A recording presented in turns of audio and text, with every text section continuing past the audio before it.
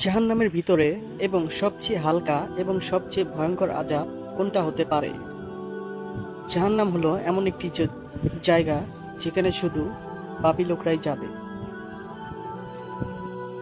জাহান্নামে 7টি দরজা থাকবে, আর জাহান্নামে যে ফেরেশতা মানে যারা পাহারা দিবে তার নাম হলো দারোগা, যার অধীনে জাহান্নামীদের আল্লাহ তাআলা শাস্তি দিবে। বন্ধুরা, জাহান্নামের ব্যাপারে কথা শুনলে রূহ কেঁপে ওঠে। আমাদের নবী হযরত মুহাম্মদ সাল্লাল্লাহু আলাইহি সাল্লাম বলেছেন,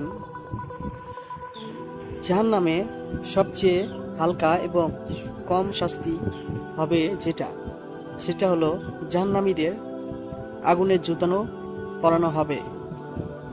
ওই জুতা পরানোর পর মাথা থেকে পানির মতো বুদবুদ বের হতে থাকবে।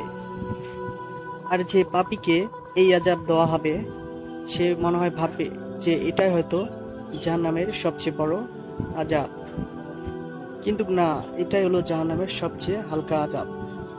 একবার ভাবুন, জাহান্নামের এত হালকা আযাবেই যদি আমাদের এত কষ্ট হয়, তাহলে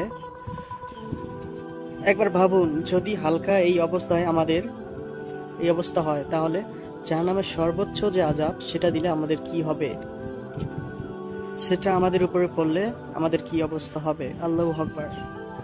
আশা করি আমাদের ইসলামিক চ্যানেলটি সাবস্ক্রাইব করে সাথেই থাকবেন। ভিডিওটি কেমন লাগলো তা কমেন্টে জানাবেন। একটি লাইক, একটি শেয়ার করতে ভুলবেন না। আল্লাহ হাফেজ।